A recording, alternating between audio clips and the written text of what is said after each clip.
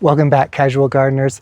What about that title, huh? Sick bats, infant mortality, and how we grow food?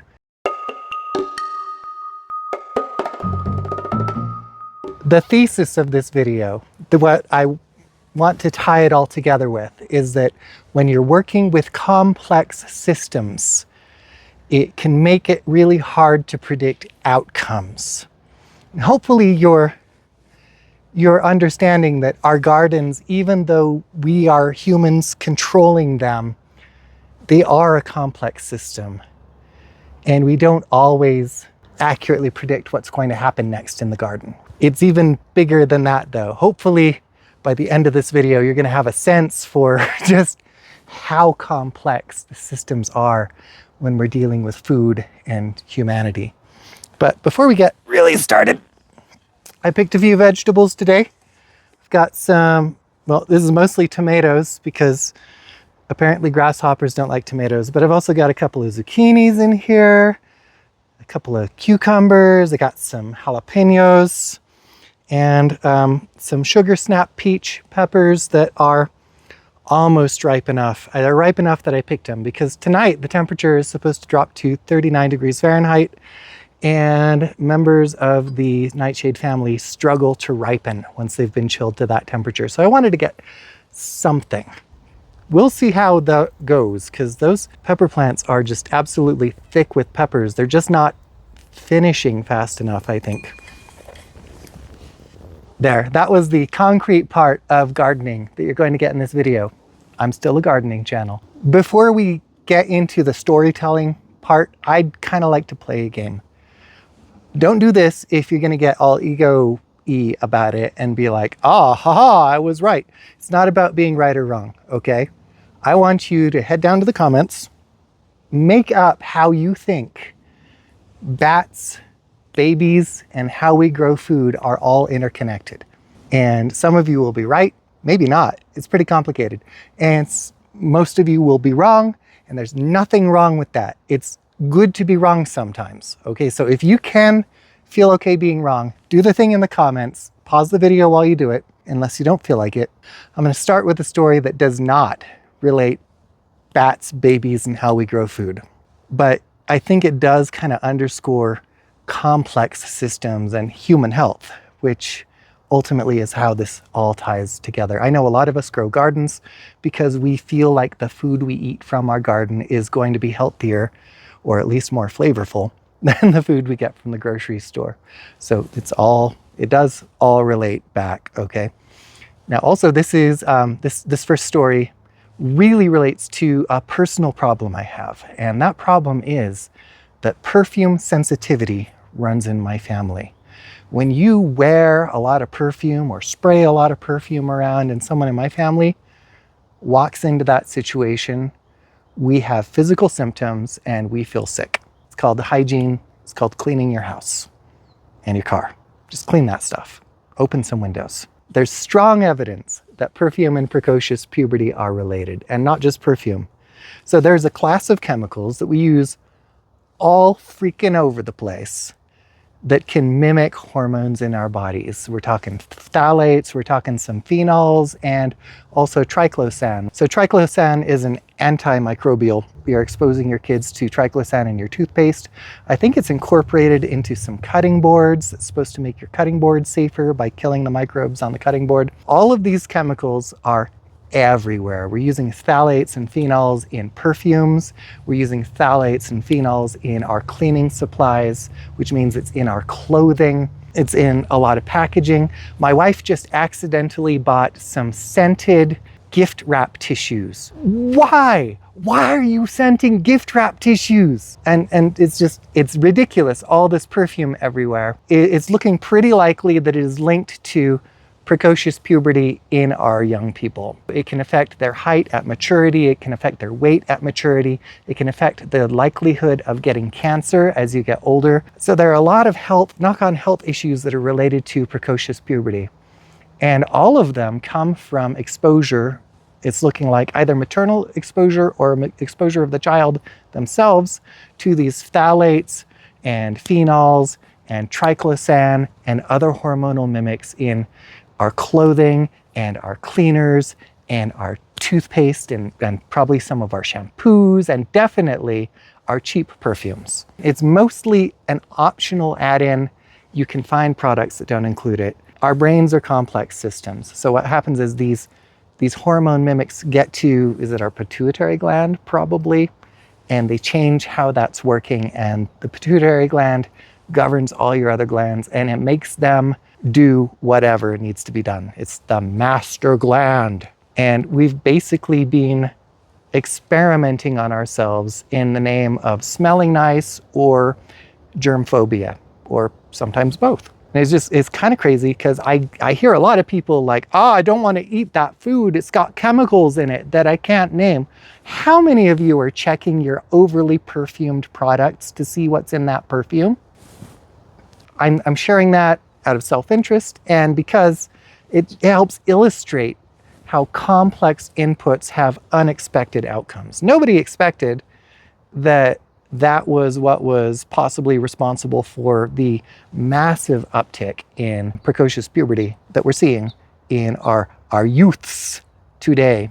To youths. So the next thing I want to talk about is all the stuff in the title. So we're getting to the meat of the subject. Thank you for letting me rant a little bit. So there is a disease that bats get called white nose syndrome. And it is a fungal disease. The spores of the fungus can be picked up on our clothing and our shoes and transferred from bat cave to bat cave. To the bat cave? There's a cave between Logan and Bear Lake, or actually just a little past Bear Lake, that I visited. And that's the first time I really became aware of white nose syndrome because I don't do a lot of cave visiting. But it's a cave with bats. And before I could go in, I had to swear that none of the clothing I was wearing had been worn in another bat cave, including my shoes.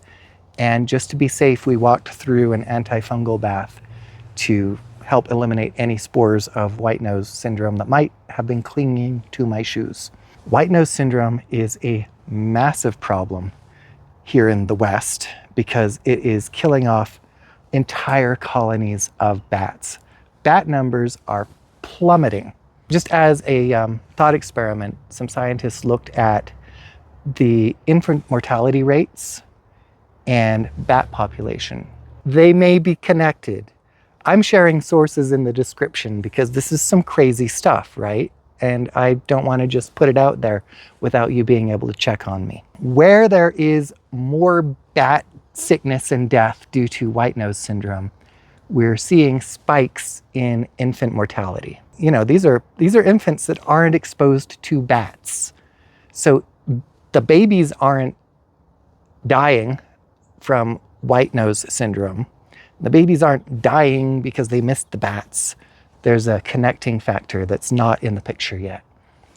And what that picture turns out to be is farmers. Bats are absolutely amazing insect predators. They eat more than their weight in insects every night. They are insect hoovers of the sky. When bat populations are healthy, farmers can use fewer pesticides on their crops, and even the pesticides that are safe for humans, as use goes up, because the dose makes the poison, we're going to start seeing more knock-on effects in those of us that eat the pesticides. And that connects the white nose syndrome to the increased infant mortality because it's a complex system. Loss of ecosystem services from the bats. That's what us nerdy biologists call it when stuff in the environment does work for us for free. We call it ecosystem services. So the bats are providing an essential ecosystem service by eating literal tons of insects. And the farmers don't even necessarily realize that they are receiving these ecosystem services and they are making money from receiving these ecosystem services. And the general public doesn't realize that our health is being protected by these ecosystem services. The overarching point that I'm making with this video, that I hope I can convince somebody to internalize, is that When we randomly knock things out of the environment, and our gardens exist in the environment, it can have consequences beyond what we expect. We could be knocking out organisms that are providing ecosystem services. A really big example for me is that I see ads all the time from pest control services who want to control my wasps. And if you're allergic to bees, or a wasp colony has taken up residence like right outside your door, please avail yourself of these pest control services, because I do not want you to die on this hill. I want you to be okay and survive and enjoy your garden. But if you see any wasp anywhere and your first thought is, how do I kill that? How do I get that out of my garden? I urge you to stop. I want to promote a more holistic approach to gardening.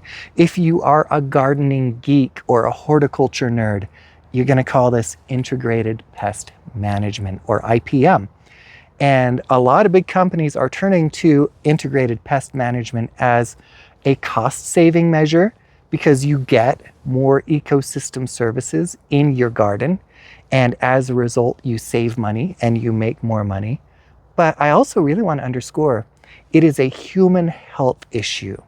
When you have these organisms in your garden, when you foster biodiversity in your garden, you are improving your health. There is a direct benefit to you. It's not just about saving the world.